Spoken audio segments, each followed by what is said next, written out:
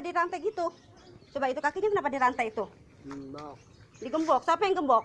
Menjelang peringatan Bunda yang Hari gembok. Anak Nasional, mata publik tertuju ke Bekasi, Jawa Barat, di mana seorang anak di bawah umur ditemukan tetangganya dalam kondisi terikat rantai dan kelaparan.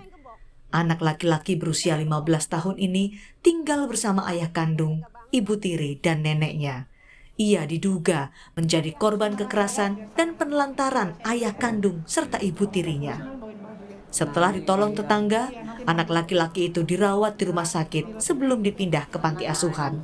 Dokter menyebut anak laki-laki ini mengalami gizi buruk dan depresi akibat tekanan berkepanjangan. Polisi kemudian menetapkan ayah kandung dan ibu tirinya sebagai tersangka. Mereka terancam hukuman maksimal 5 tahun penjara.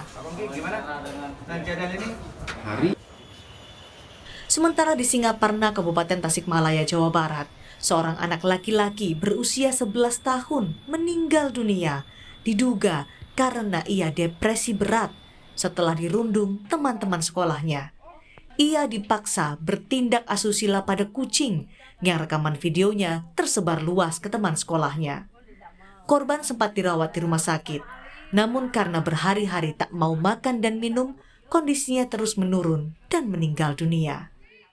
Hari sebelum anak ini dirawat, tidak masuk makanan dan minuman. Kemudian disertai juga kejang-kejang ketika di rumah sakit, sehingga dari gejala-gejala ini dan kemudian dari beberapa pengalaman kasus yang kami alami, ada indikasi bahwa ini adalah akibat depresi berat.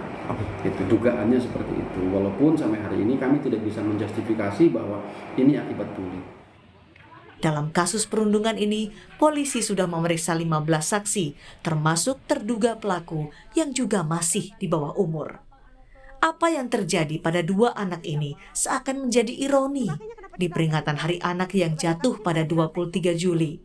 Meski mengangkat tema anak terlindungi Indonesia Maju, nyatanya masih ada saja kasus kekerasan hingga perundungan anak yang terjadi. Tim Liputan, Kompas TV. Saudara, saat ini kita bersama dengan Ketua Lembaga Perlindungan Anak Indonesia Bekasi Raya, Frans Sondang Sitorus. Selamat petang, Pak Frans. Selamat petang, Mas Ibrahim. Pak Frans, bagaimana kondisi anak yang jadi korban penelantaran orang tuanya?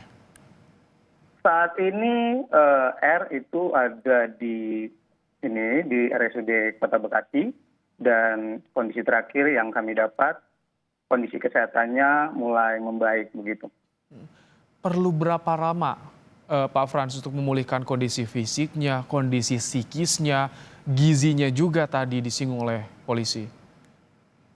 Untuk waktu kita masih belum tahu ya, karena dokter ini dari dokter kepolisian dan dokter RSUD juga masih bersama-sama memulihkan kondisi gizi, kondisi kesehatan dan kondisi psikis anak tersebut.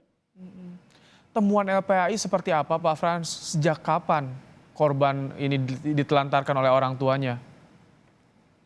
Ya, sebenarnya informasi yang masuk ke LPAI itu masuk Rabu malam, jam 11 sampai jam 12 malam itu saya ditelepon oleh Kapeto. Terus Kamis malam saya coba ke TKP melihat kondisi dan bertemu dengan orang tua dan korban, serta berketepatan di situ ada Dinas Sosial Kota Bekasi dan juga masyarakat dari sekitar RT, RW, dan masyarakat lingkungan sekitarnya begitu. Sejak kapan itu orang tua menelantarkan? Kan Anda sempat bertemu dengan orang tua, di sana ada ayah, ibu, dan juga neneknya ya, Pak Frans? Iya, betul. Pengakuan dari orang tua, dari ayah dan ibunya itu baru-baru saja begitu. Tapi kami sendiri masih kurang percaya melihat kondisi anaknya seperti itu. Pak Frans, ini kan orang tua sudah jadi tersangka. Bagaimana nanti ke depannya perawatan sang anak korban ini, Pak Frans?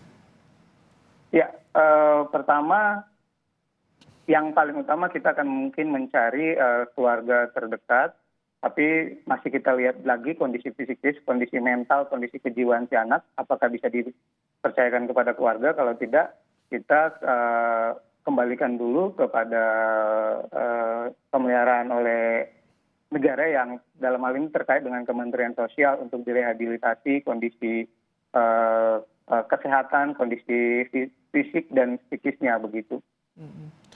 Alasan keluarga kenapa sih Pak Frans mereka tega menelantarkan anak, bahkan informasinya tidak disekolahkan, belum pernah? Iya, ya ini memang sangat miris ya, karena mereka bilang anak itu sering menghabiskan makanan, mungkin makanan yang menjadi jatah orang tuanya, sehingga orang tuanya tidak bisa makan begitu.